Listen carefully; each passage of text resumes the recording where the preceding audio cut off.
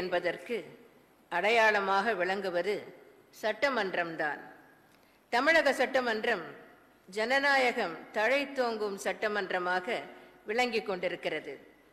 தமிழ்நாடு சட்டமன்றத்தின் சபாநாயகராக தாங்கள் ஒருமனதாக மட்டுமல்லாமல் தொடர்ச்சியாக 2வது முறை தேர்ந்தெடுக்கப்பட்டிருக்கிறீர்கள் என்பதில் எனக்கு மட்டற்ற மகிழ்ச்சி. இதன் மூலம் இந்திய அரசமைப்பு சட்டத்தின்படி அமைக்கப்பெற்ற தமிழ்நாடு சட்டமன்ற பேரவைக்கு தொடர்ந்து 2வது முறையாக ஒருமனதாக தேர்ந்தெடுக்கப்பட்ட முதல் சபாநாயகர் தாங்கள்தான் என்ற பெருமை தங்களை வந்தடைந்திருப்பது மற்றும் ஒரு மகிழ்ச்சி. எனவே எனக்கு இதில் இரட்டிப்பு மகிழ்ச்சி. இதேபோன்று 1984ஆம் ஆண்டிற்கு பிறகு தொடர்ந்து 2வது முறையாக ஆட்சி பொறுப்புக்கு மக்களால் தேர்ந்தெடுக்கப்பட்ட பெருமையிலான அனைத்து இந்திய அண்ணா திராவிட முன்னேற்ற கழகத்திற்கு கிடைத்திருக்கிறது. ஜனநாயக நாட்டில் ஆளுங்கட்சி எதிர்கட்சி என்பவை ஒரு நாணயத்தின் இரு பக்கங்கள். இதில் ஒரு பக்கம் சரியாக இருந்து மறுபக்கம் சிதைந்து போயிருக்குமேயானால் அந்த நாணயம் செல்லா காசாகிவிடும் என்றார் பேரறிஞர் அண்ணா அவர்கள். அண்ணாவின் பெயரை கட்சியிலேயும் அண்ணாவின் உருவத்தை கொடியிலேயும் தாங்கிக் கொண்டுள்ள கட்சி அனைத்து இந்திய அண்ணா திராவிட முன்னேற்ற கழகம். எனவே பேரறிஞர் அண்ணாவின் கொள்கைக்கேற்ப புரட்சி தலைவர் எம்ஜிஆர் அவர்களின் வழியில் ஜனநாயக நெறிமுறைகளை கட்டிக்காக்க நாங்கள் முழு ஒத்துழைப்பு தருவோம். அதே சமயத்தில் எதிர்க்கட்சிகளும் தங்களுடைய கடமையையும் பொறுப்பினையும் உணர்ந்து மக்களுக்கு பயன்படக்கூடிய ஆக்கப்பூர்வமான கருத்துக்களை தெரிவிக்க வேண்டும் என்று கேட்டுக்கொள்கிறேன். இந்த மாமன்றத்தின் வரலாற்றை புரட்டி பார்த்தோமானால் எந்த அளவுக்கு இந்த மன்றம் புகழோடும் பேரோடும் நிலை பெற்றிருக்கிறது என்பதை நாம் அறிந்து கொள்ளலாம். திரு புலுசு சாம்பமூர்த்தி, திரு ஜே சிவசண்முகம் பிள்ளை, திரு என் கோபாலமேனன், டாக்டர் யு கிருஷ்ணராவ், திரு எஸ் செல்லப்பாண்டியன், டாக்டர் கா காளிமுத்து போன்றோர் இந்த மன்றத்தின் புகழ் ஓங்கும் அளவிற்கு மகத்தான பணியினை ஆற்றியிருக்கிறார்கள். சென்ட்ரல் லெஜிஸ்லேட்டிவ் அசெம்பிளி சபாநாயகராக திரு விட்டல்பாய் பட்டேல் அவர்கள் பொறுப்பேற்ற போது அன்றைய காங்கிரஸ் கட்சி தலைவரை பார்த்து, நான் இன்று முதல் காங்கிரஸ் கட்சியை சார்ந்தவன் இல்லை, நான் எக்கட்சியையும் சாராதவன், சபாநாயகர் இருக்கையில் அமர்ந்து துலாக்கோல் போல் சபையை நடத்த கடமைப்பட்டவன் என்று கூறினாராம். தாங்களோ கட்சி பணியை விட்டு பல ஆண்டு காலம் ஆகிறது.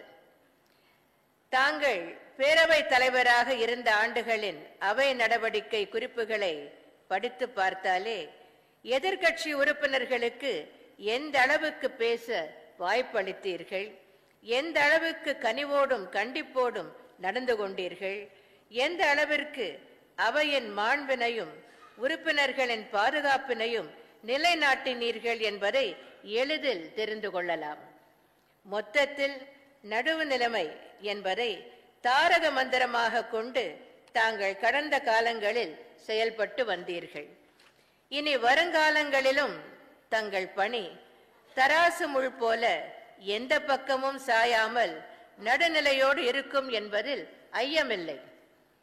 திரு விட்டல்பாய் பட்டேலின் அணுகுமுறையை கையாண்டவர்தான் இந்த சபையின் தலைவராக பணிபுரிந்த திரு ஜே சிவசண்முகம் பிள்ளை அவர்கள். காங்கிரஸ் கட்சியிலே தீவிர பற்றிருந்தாலும் பேரவைத் தலைவரான பிறகு எவ்வாறு நடுநிலையோடு செயல்பட முடியும் என்பதற்கு சான்றாக விளங்கியவர் திரு ஜே சிவசண்முகம் பிள்ளை அவர்கள். விதிமுறைகளையும் மரபுகளையும் முழுமையாக கடைபிடித்து கண்டிப்புடன் இந்த அவையை நடத்தி காட்டியவர் திரு ஜே சிவசண்முகம் பிள்ளை அவர்கள். இவரை போலவே டாக்டர் யு கிருஷ்ணாராவ் அவர்களும் இந்த பேரவைக்கு பெருமையை சேர்த்தவர். விவாதத்திலே சூடு கிளம்புகின்ற நேரத்தில் நகைச்சுவையாக ஏதாவது பேசி சூட்டை தணிக்கும் வல்லமை படைத்தவர் டாக்டர் யு கிருஷ்ணாராவ் என்று நான் கேள்விப்பட்டிருக்கிறேன்.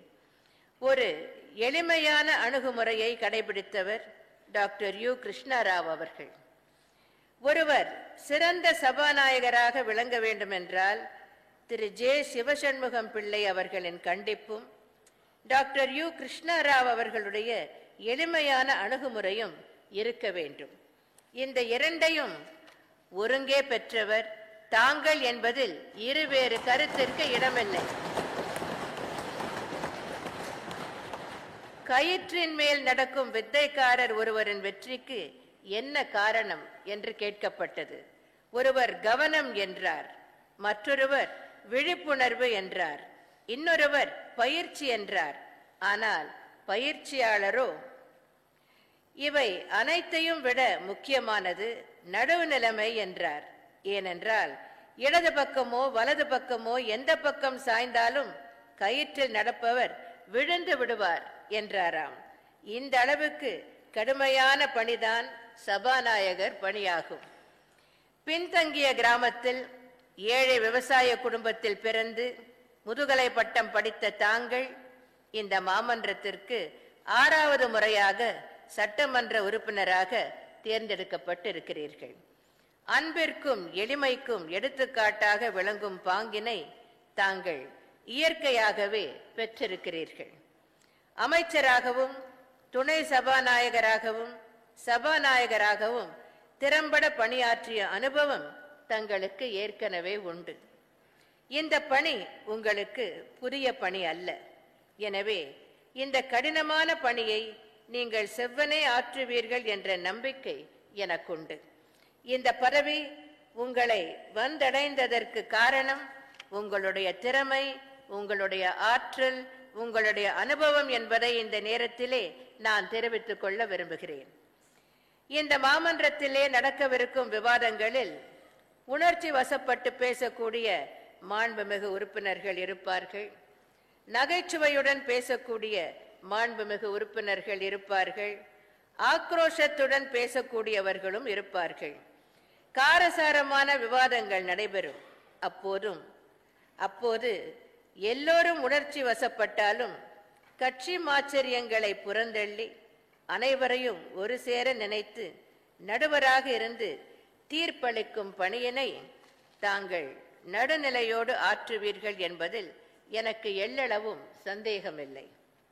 தங்களுக்கு பக்கபலமாக துணை தலைவராக தேர்ந்தெடுக்கப்பட்டிருக்கும் அன்பு சகோதரர் திரு பொள்ளாச்சி வ ஜெயராமன் அவர்களும் அவையின் விதிமுறைகளையும் மரபுகளையும் நன்கறிந்தவர். முதுகலை பட்டமும் முனைவர் பட்டமும் பெற்ற அன்பு சகோதரர் திரு ஜெயராமன் அவர்கள் 4வது முறையாக இந்த பேரவைக்கு தேர்ந்தெடுக்கப்பட்டிருக்கிறார். சட்டமன்ற உறுப்பினராகவும் அமைச்சராகவும் பேரவை துணை தலைவராகவும் பணியாற்றிய அனுபவம் திரு ஜெயராமன் அவர்களுக்கு உண்டு. குறிப்பாக எதிர்க்கட்சி வரிசையிலே அமர்ந்து மக்களுக்காக வாதிட்ட பெருமைக்குரியவர் திரு பொள்ளாச்சி ஜெயராமன் அவர்கள். ஐம்புலன்களிலே நா என்பது சுவையறிந்து உண்பதற்கான உறுப்பு மட்டுமல்ல, பேச்சிலும் சுவையை கூட்டி பிறருக்கு இன்பத்தை தரக்கூடியது. இந்த நா வன்மைக்கும் கணீர் குரலுக்கும் சொந்தக்காரர் திரு பொள்ளாச்சி ஜெயராமன் அவர்கள். எனது தலைமையிலான அனைத்திந்திய அண்ணா திராவிட முன்னேற்ற கழகத்தை பொறுத்தவரையில் எதிர்க்கட்சிகளின் எண்ணிக்கைக்கேற்ப எங்கள் நடவடிக்கைகளை வகுத்துக் கொள்பவர்கள் நாங்கள் அல்ல. எதிர்க்கட்சிகளின் எண்ணங்களை பார்த்து மக்களின் எண்ணங்களை எவ்வாறு அவர்கள் பிரதிபலிக்கின்றனர் என்று பார்த்து அவர்களின் ஆக்கப்பூர்வமான கருத்துக்களுக்கு மதிப்பளிக்கக்கூடிய வகையில் விளங்குவோம் என்ற உத்தரவாதத்தை என்னால் அளிக்க முடியும். எப்பொருள் யார் யார் வாய் கேட்பினும் அப்பொருள் மெய்ப்பொருள் காண்பது அறிவு என்ற வள்ளுவரின் வாய்மொழிக்கேற்ப நாங்கள் செயல்படுவோம். இந்த சட்டமன்றத்தில் பல கட்சிகள் இடம்பெறாத நிலை ஏற்பட்டுள்ளது. எனவே ஆட்சி பொறுப்பில் உள்ள கட்சிக்கும் இங்கே உள்ள எதிர்க்கட்சிகளுக்கும் மக்கள் நலன் காக்கும் வகையில் செயல்பட வேண்டிய மிக பெரும் பொறுப்பு உள்ளது. அனைத்து தரப்பினரின் பாராட்டுதல்களுக்கும் உரியவர்களாக இந்த மாமன்றத்தின் தலைவராக வீற்றிருக்கிற நம்முடைய பேரவைத் தலைவர் அன்பு சகோதரர் திரு ப. தனபால் அவர்களுக்கும், பேரவை துணைத் தலைவராக அமர்ந்திருக்கிற திரு பொள்ளாச்சி வ. ஜெயராமன் அவர்களுக்கும் எனது மனமார்ந்த பாராட்டுதல்களையும் வாழ்த்துகளையும் தெரிவித்துக் கொண்டு, என்னை 6வது முறையாக முதலமைச்சராக்கி என்னை மீண்டும்